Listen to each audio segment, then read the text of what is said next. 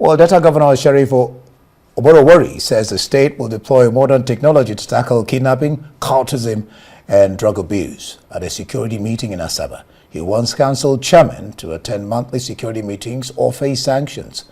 Oborowori urged the collaboration with traditional rulers and vigilantes, stressing that security is a shared responsibility.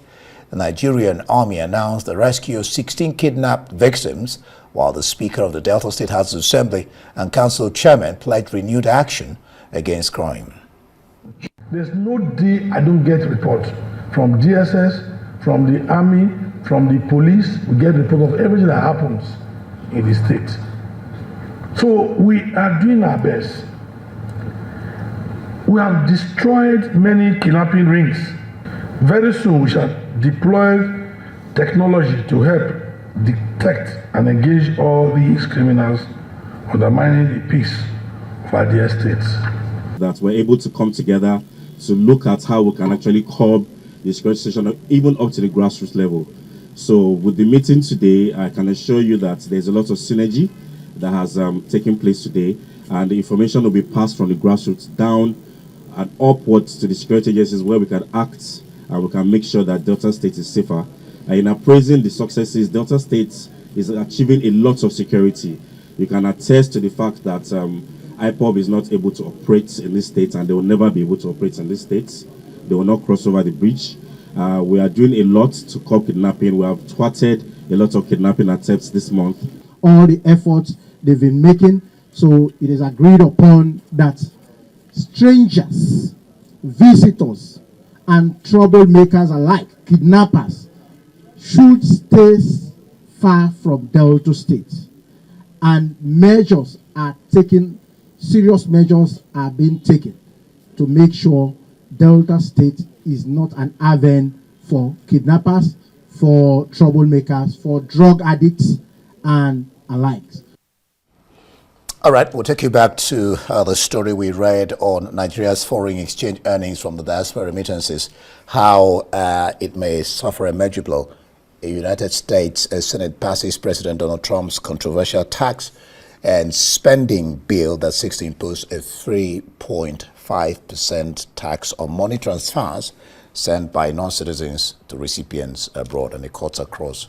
Or we have Paul Alaje, senior partner, SPM Professionals, here to discuss this particular developing story. Paul, glad to have you join us. Thank you so much for having me. All right, so how will this impact our foreign exchange earnings for starters? Okay, so this impact will be of different magnitude and to different countries.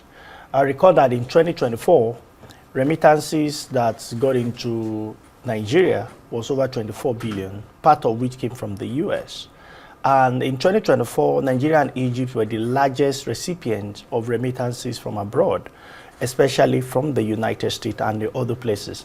So the impact is very clear. It's going to have impact if taxes are now going to be charged. What that means is that those citizens who are in those countries may be discouraged looking at the costs of what this would be. What that means effectively is that for every $100, they would have to pay $3.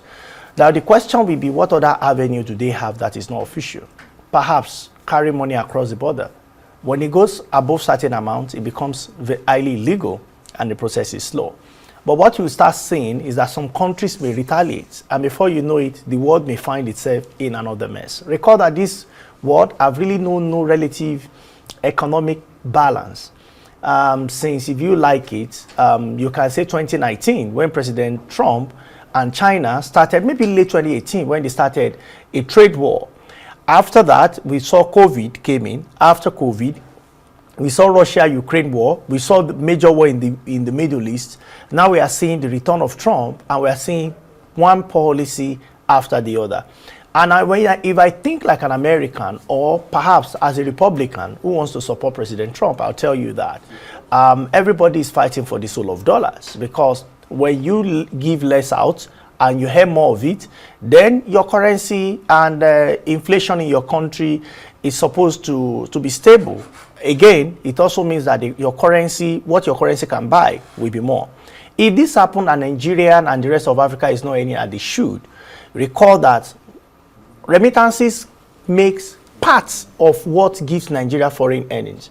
We get from sales of crude, we get from remittances. Even when we borrow money, especially in hard currency, it forms part of what goes to our foreign reserve. So this is a key component that we cannot at this moment do without. The good news is that Nigerians that are remitting money from abroad, and not just in the United States, they're in other places. But the number of people in the United States, are they significant? My answer will be yes, it is significant. I think that the world needs to organize, I don't know, maybe a meeting with President Trump to say that, listen, you cannot just make policy out of the blues just because you want to favor United States. Yes, he's the president of the United States. In fact, the US is saying it's part of American first. And I'm happy that Nigeria have also announced Nigeria first.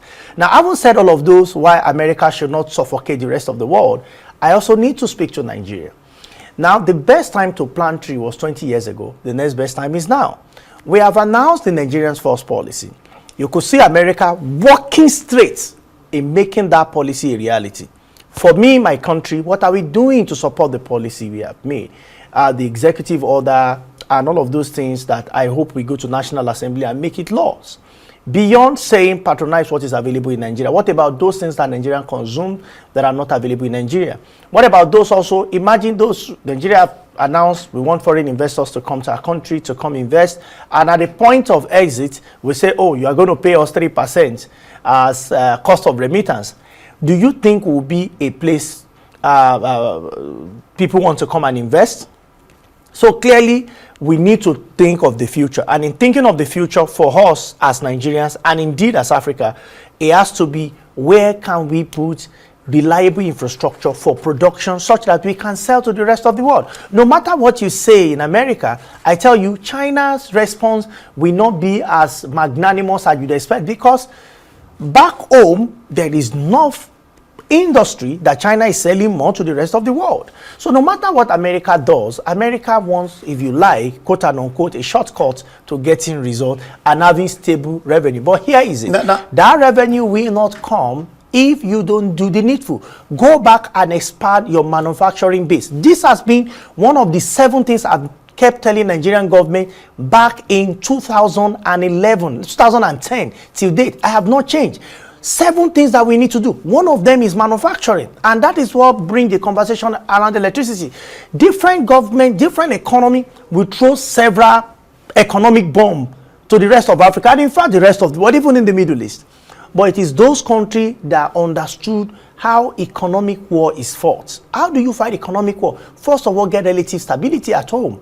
Second of all, make sure your infrastructure are intimidating. Look at what India did not too long ago.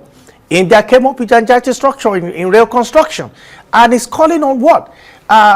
Tourists to come. Now, tourism is one of the cheapest way of getting foreign earnings. Right. So, but how many of those will go to America, and how many of those will come to Nigeria? Yeah, charity should begin at home. But questions arise around this policy. I mean, of course, think home first and think about building your economy. But aside that, I mean, Nigeria stands to lose $215 million annually in lost remittance value. But the point is 2 things.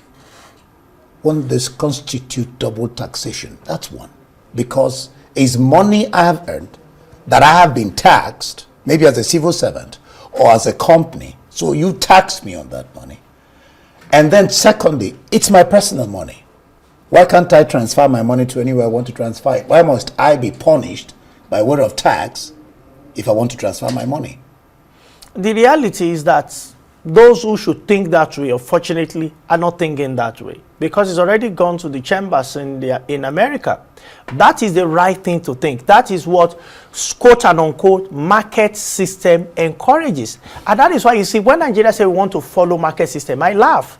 Because those that set the rules can change it in the middle of the game. Yeah. You saw President Trump mention to Elon Musk that the best way to cut government size is to remove subsidy. He said to remove subsidy. Does that mean that in a market economy, government is giving subsidy? Meanwhile, back at home, we feel subsidy is a bad thing. Oh, it should be, yeah. So you see that the argument is not balanced. Government have priority. What is priority of government per time? So see, for as far as America is concerned, the dollar you are repatriating to the economy is hurting the economy, and they want to do everything to protect it. Yes, do I support it? The answer is no. But my immediate concern is about my country and about Africa, my continent. What should we do? Our leaders must know that what is taking our people to America, part of those things, can we implement them in our own country? Instead of thinking, oh, America has huge debt, let's also go and borrow. Remember, the America prints the dollar, we don't. Yeah, America prints the dollar, we don't. I mean, your argument for countries to begin to look at how to play around these things, and the fact that Trump wants to do what he wants to do. And you have to manage him for the next. You have to manage him for the next 3 years. Trust me. How it affects the world. You have to manage it for the next 3 years. And I can tell you, it's not everybody in America that is also happy with the policy. Not everybody. Musk is not happy. I doubt if President Trump is even giving birth to, if his parents are not from another nation. But of course, his parents are. Also, you saw the German Chancellor present the certificate to him. I saw it. I mean, that was what do you call it? Throwing stones in a very subtle diplomatic way. Yes. Whether he understood it or not is another question. But I know when he does, he's going to come back for the man. And trust me, Trump will do it the Trump way. Going to come back for the man. Interesting.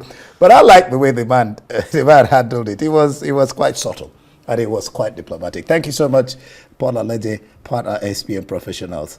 I guess the government down here and the people down here have to start looking at ways to, I don't know, protect us from externalities. Yeah. Negative externalities. Because it will happen. This like is you the said. second one.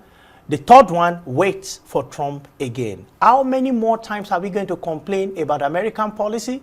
How many more times are we going to complain that Russia is fighting Ukraine and there is no bomb that's gone off on the soil of Africa or Nigeria? None.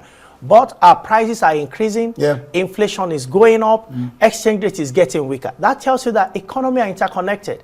Instead of us waiting for what we can get from the rest of the world, do yours. What can we give to the rest of the world so that when we have crisis at home, the entire world will also feel the pain, the way we are feeling pain that concerns when they do their own policies. Yes. Thank you so much, Paul Alaje there, SPM Professionals partner.